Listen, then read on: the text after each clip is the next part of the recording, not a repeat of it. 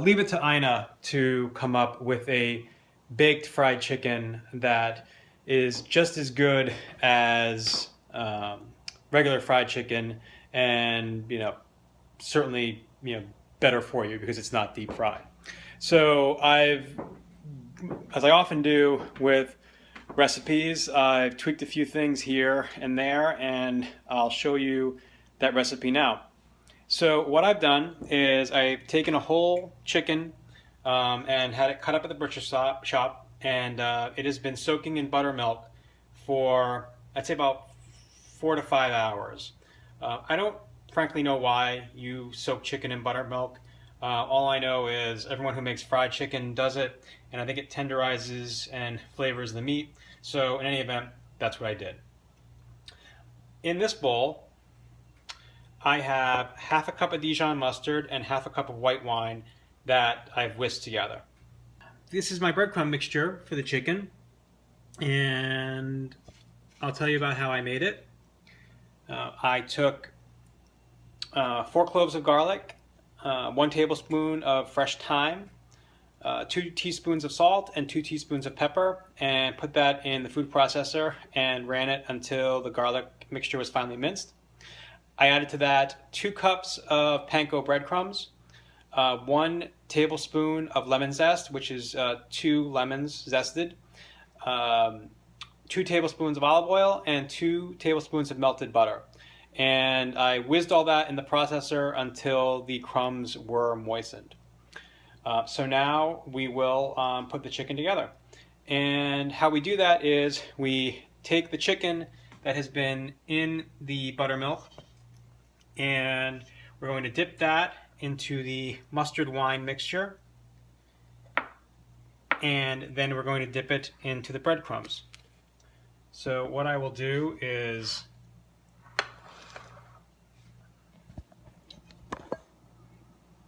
set the camera here.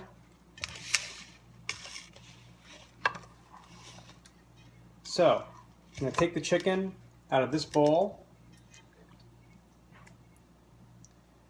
dip it in the wine and mustard mixture, let it drip off,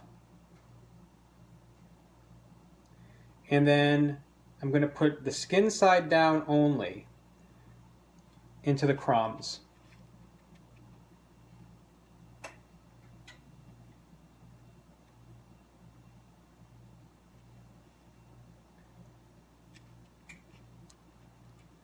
And then I'm going to put it on my baking sheet.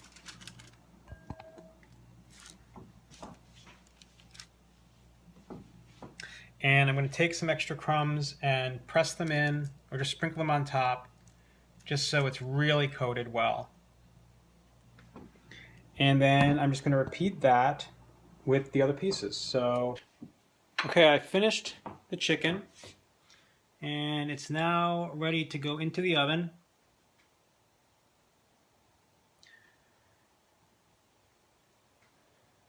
I'm going to bake the chicken at 350 degrees for 40 minutes, and then I'm going to raise the temperature to 400 degrees and bake it for another 10 minutes until the crumbs are golden brown and crispy.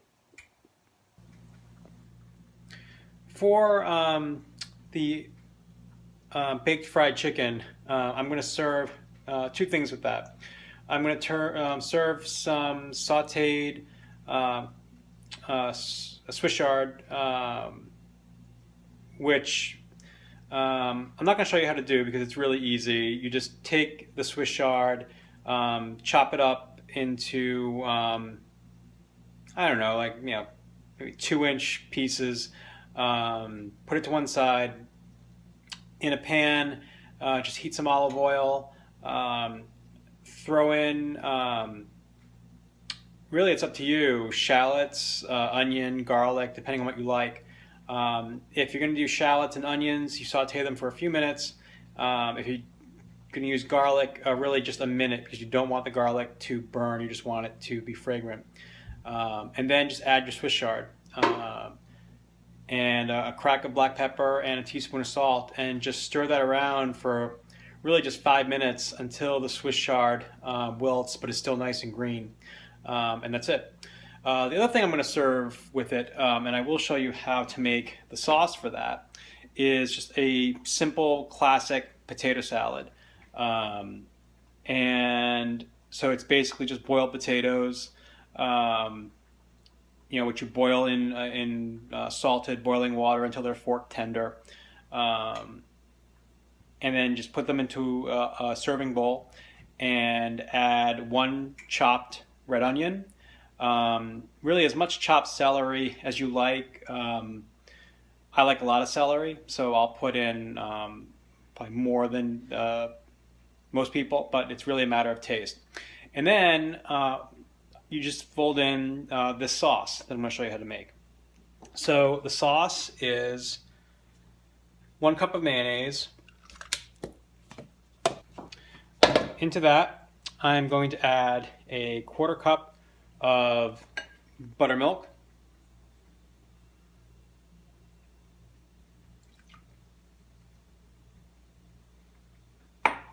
And now to that, I'm going to add 2 teaspoons of Dijon mustard and 2 teaspoons of whole grain mustard. So first the Dijon, 2 teaspoons.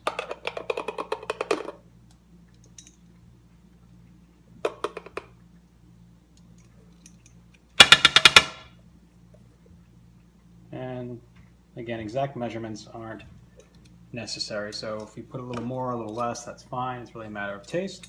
And then whole grain mustard.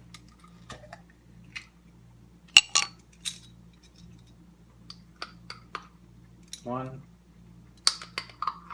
2.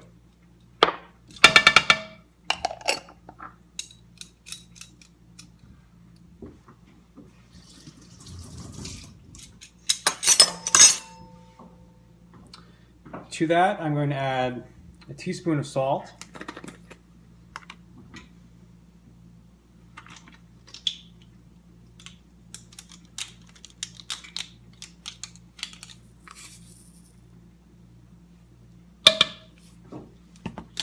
And a teaspoon of fresh cracked black pepper.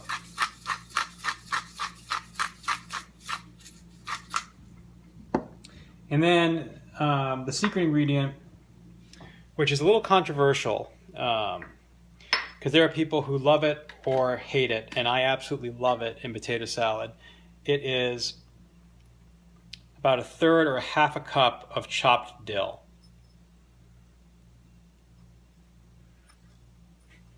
I'm going to whisk that together.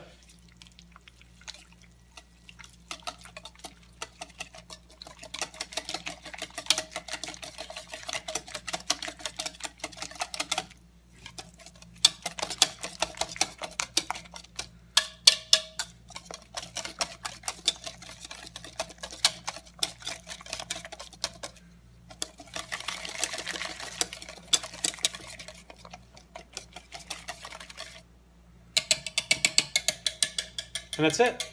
That is the sauce for the potato salad. So again,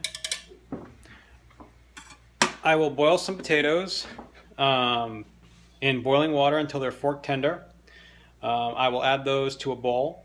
I will then add 1 chopped red onion, as much chopped celery as I happen to like. And then I will pour this sauce over the potatoes, and then that'll be it. And just to make sure it's seasoned right, I'll give it a little taste.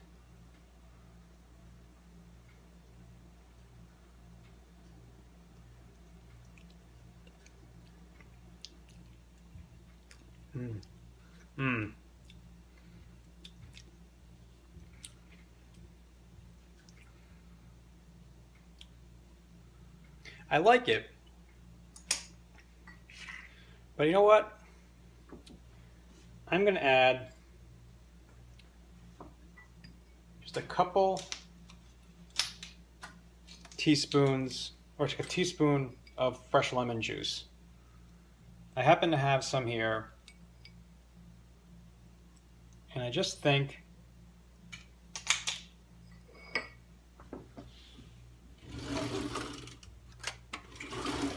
it needs a little brightness. And this is why it's very important not to just blindly follow a recipe, but taste it as you go. Because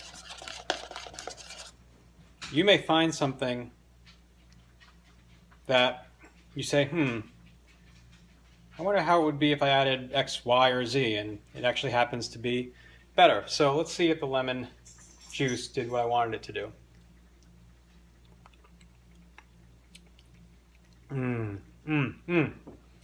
That's really good. The lemon juice gave it just the right hit of tartness that I wanted, and cut the thickness of the mayonnaise. So yeah, that will be really delicious over potato salad. So that's all for today. Thanks for watching, and I'll see you soon. So the chicken baked in the oven 40 minutes at 350 degrees, and then for 10 minutes at 400 degrees. And I've taken it out, and as you can see, it is nice and golden brown and crispy on top. And I'm just going to give it a taste.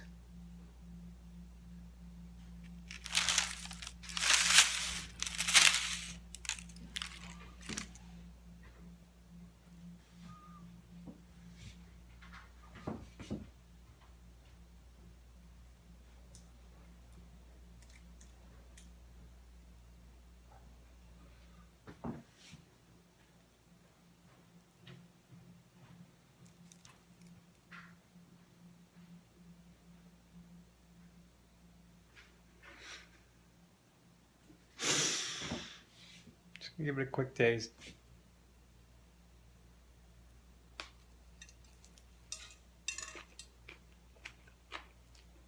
Mmm.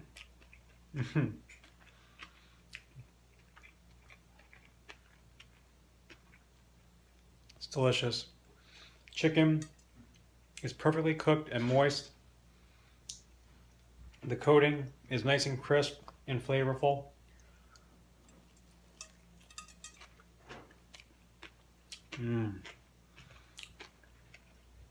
It's really, really, really good.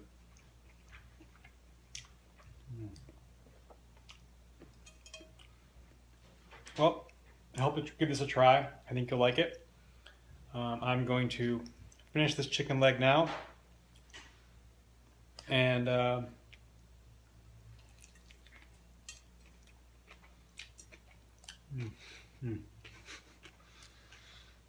that's all for tonight.